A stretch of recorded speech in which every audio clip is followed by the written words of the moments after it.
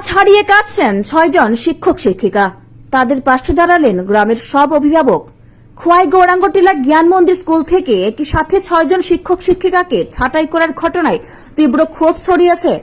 এলাকার অভিভাবকরা এই সিদ্ধান্তে তীব্র বিরোধিতা করেছেন। অভিভাবকরা এদিন স্কুলে তালা ঝুলিয়ে দেন। Bureau report, Dharmanagar news online.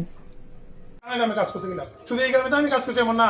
Agartala যে মেইন স্কুল আছে, বিবিএমটি মেইন স্কুল আছে এখানে আগরতলা, আমাদের রবিশঙ্কর বিদ্যা মন্দির, সেই স্কুলটা যে জঙ্গল আছে জঙ্গলকে পরিষ্কার করছি। এই জঙ্গল আমরা ফুল পরিষ্কার করে এই স্কুলটা দাঁড়া করছি। আজকে স্কুলটাই আমরা দাঁড়া করছি, ও না আবার এই স্কুল থেকে বাদ দেওয়া মানে আবার আমি কি করবো, ওরা আগে বাদ দেবো। এখানে আমার এটাই আমার সংস্থা আছে, কিন্তু তারা এই কাজটাই আমার মানে সার্টিফিকেটের কথা বলছিলাম। আমরা সার্টিফিকেট জোগাড় করছি, মন্টেসরি সার্টিফিকেট জোগাড় করছি, কেউ বিয়ের সার্টিফিকেট জোগাড় করছে। তারপর এই দাবি পূরণ না হলে আমরা যে স্কুল বন্ধ থাকবো, ছাত্র মানুষ হবে না।